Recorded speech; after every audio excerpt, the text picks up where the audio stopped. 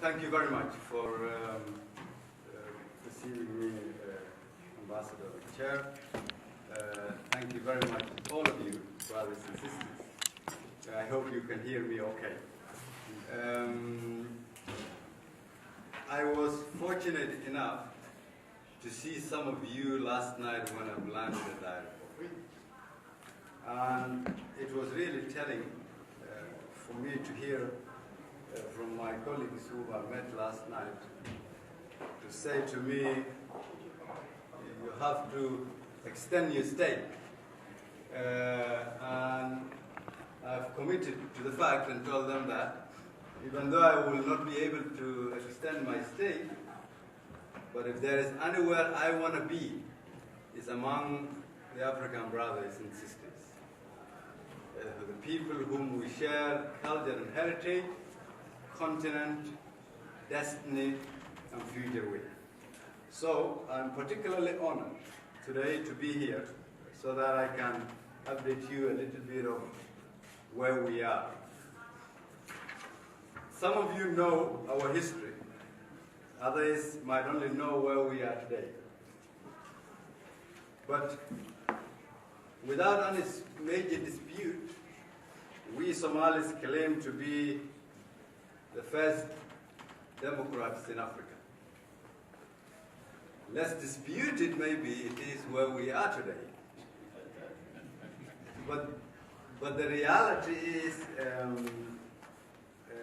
that I am here to share with you some words that otherwise would be a little bit more diplomatic, because we count on you to be part of our country and culture, which means that our journey is your journey. Our challenges are your challenges. Our opportunities are your opportunities. And any success we create, we don't create only for Somalis, but we create for the continent as a whole.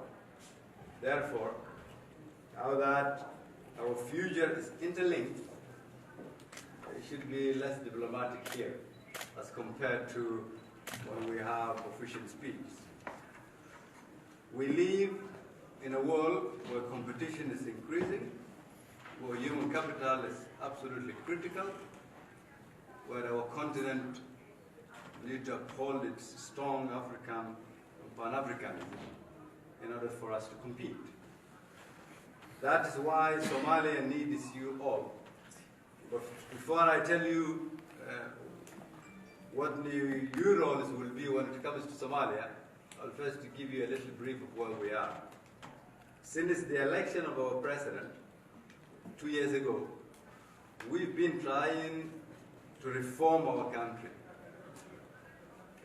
And to do that, we had to go through painful processes. We are not where we want to be yet, but we're very close. And with your help, we will succeed. In 2 years, we have reformed our economy. Not to ask for aid, but to be ready for business. We've re-engaged with international financial institutions, put in place public financial mechanisms in place, put in place anti-corruption mechanisms in place, put in place proper fiscal and financial discipline, and satisfied every single criteria that our national financial institutions have put in front of us, which now gives us an opportunity in the next year, hopefully by February 2020, raise clearance from international financial institutions, including World Bank, IMF, African Development Bank, and others. That means that a new Somalia.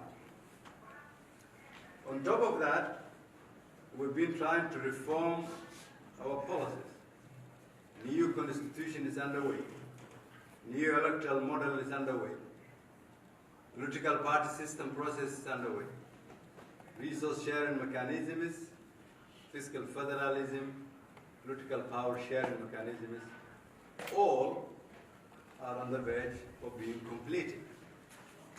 Which in reality means, with that, we lay in the foundation for policies that will guide our nation for the next 100 years.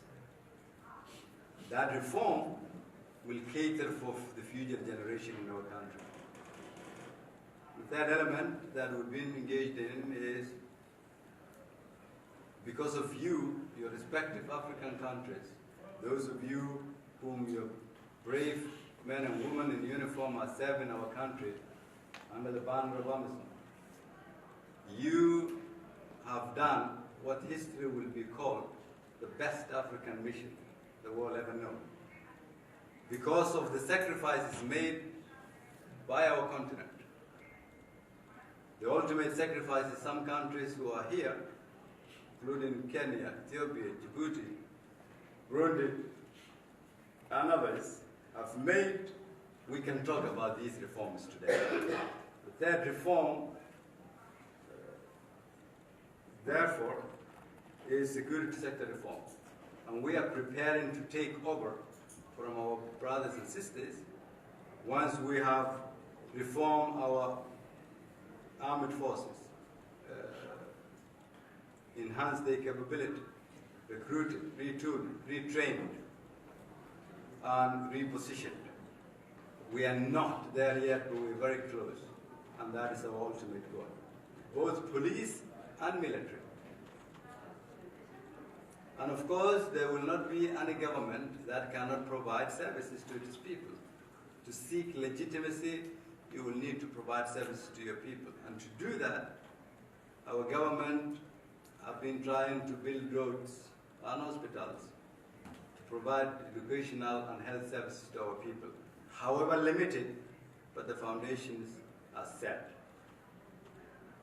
Corruption, which has been the biggest challenge in our country, is no longer a taboo subject. We debate openly on how bad corruption is in our society. It is already helping. Now there is a visible hope in the majority of the Somali people, whether in the diaspora or in the country, that this time there is more hope in our country than it has ever been. We've always termed to be a nation of piracy, terrorism, and extremism. We are transforming that in connection with the reforms I laid out for you. What I want those of you who are here to know is that strong Somalia is a positive foundation for a strong Africa. What is there to know is that the strategic location of our country, the coastline, the potential on oil, potential on gas, minerals, potential of agriculture, fisheries, and a youthful population of which 70% of are under the age of 30. Big land with a lot of resources, with less than 15 million people. These are African resources. These are African potentiality. With a little bit of plan and investment, and change the old narrative that people outside of our continent design for us, we can easily retake, reshape, and redesign our country. Success in Somalia becomes a success in our continent. Helping Somalia means that every 10 jobs we create, at least 3 or 4 of them will go to the people in the continent in our neighboring country, because we need the human skills and the human resources. Building Africa means building the region, which in turn means building the continent.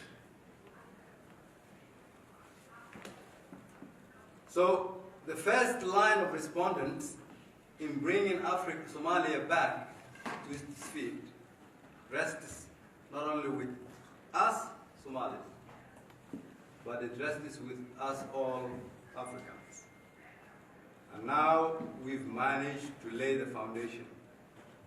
We've ensured that people's hopes are now again alive, and they're committed, engaged, motivated, willing to partake in political processes.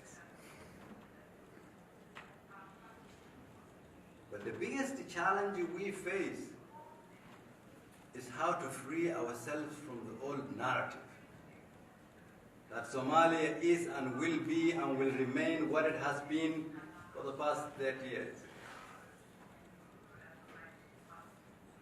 And unless we have ambassadors out there who says, no, we know the potential Somalia has, we know the investment it requires, we know the transformation that is taking place and the reforms that are happening on the ground. Unless we have people like you out here, help us change that narrative, it will hold us back. So here is my final conclusion. The biggest risk we confront is how to define or redefine that old narrative. And the second is that our people have now great potential and opportunity to make Somalia a success story. Not being able to utilize that opportunity or dashing that hope again once more in front of the Somali people is also the biggest risk we confront.